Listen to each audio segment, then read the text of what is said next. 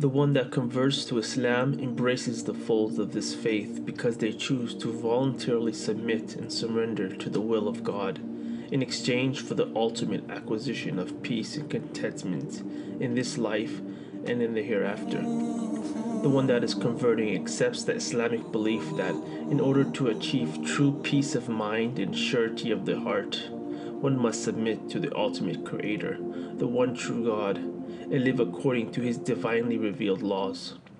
The one that converts comes to the understanding that no one is worthy of his worship and veneration except the one true creator, the creator of this world and everything it contains. He realizes that the only true purpose of his life is to find God, build a relationship with him, and follow his commandments. The one that is converting comes to the realization that God the Almighty would not leave him or her in the darkness without showing them and guiding them regarding the manner in which he wants them to live. To this end, he, God, chose messengers and prophets throughout history to send to different nations at different times to communicate his message to humanity, to demonstrate how one should live and to teach mankind about himself. In addition, these prophets came with glad tidings, stating that whoever worships the one God without any partners and lives a righteous life while obeying God's commands will enter paradise eternally. And whoever worships anyone other than Allah and does not follow God's commandments will enter the hell eternally.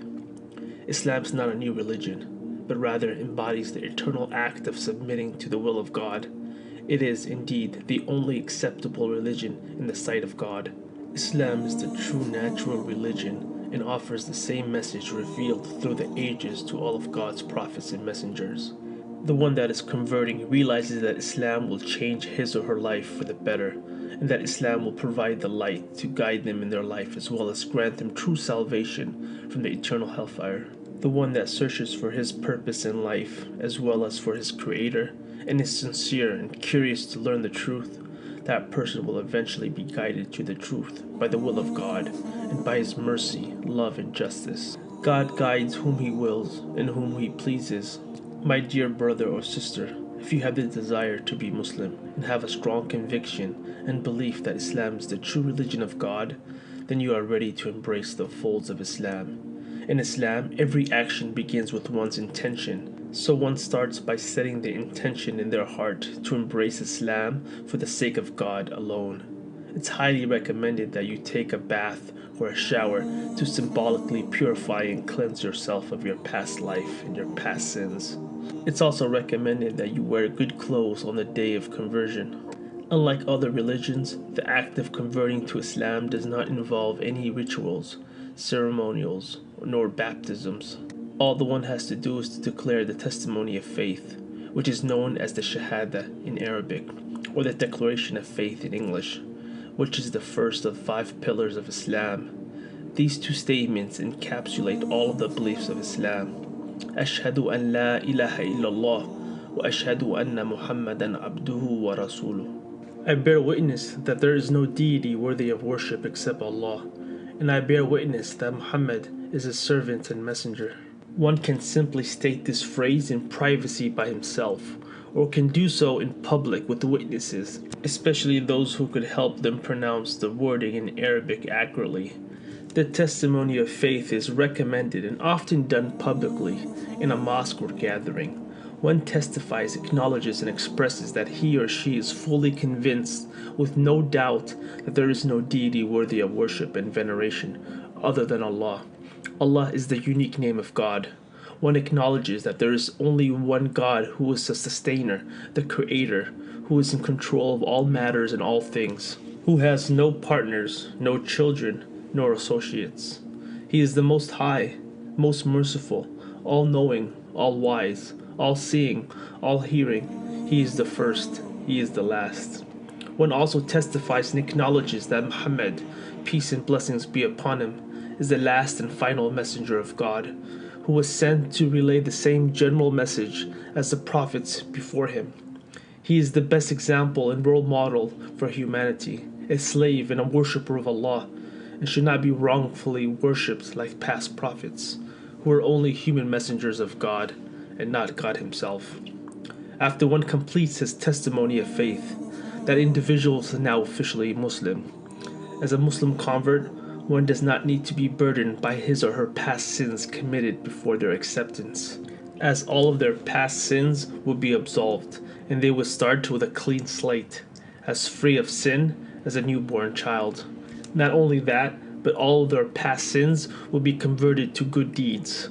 One should attempt to the best of his ability to keep his slate clean as much as possible, and do as many good deeds as he or she can. The new convert should make a lot of supplications to God, asking Him to continue to guide him or her to the straight path and lead him or her to paradise and everything else they desire in this world and beyond. After the conversion process comes the time to start gradually learning more about Islam and practicing it by performing the 5 mandatory ritualized prayers that Muslims perform daily. A new convert should not try to learn all aspects of the faith at once, as they may end up feeling overwhelmed. Instead, one should continue to learn and grow his faith over an extended time period. It's highly recommended that the convert finds a local mosque or a local Islamic community and attend gatherings, seek Muslim support, and make new friends.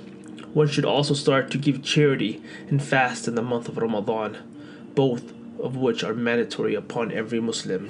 For people still unsure as to whether or not they should convert to Islam, they can pray to God without specifically naming Him. Just pray out and say, "Oh, you who created me, please guide me to the truth." Also, continue to research and look further at the overwhelming evidence and proofs that Islam offers to affirm its existence and validity. Do not procrastinate and do not take this matter of faith lightly, as you are not guaranteed tomorrow.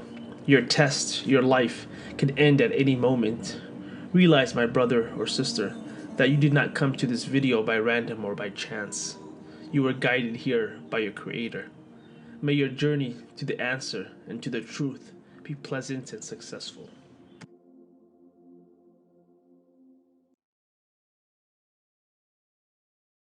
Our Prophet narrated, "Whoever guides another to a good deed will get a reward similar to the one who performs it." So please like, subscribe, and share this video. Assalamu alaikum.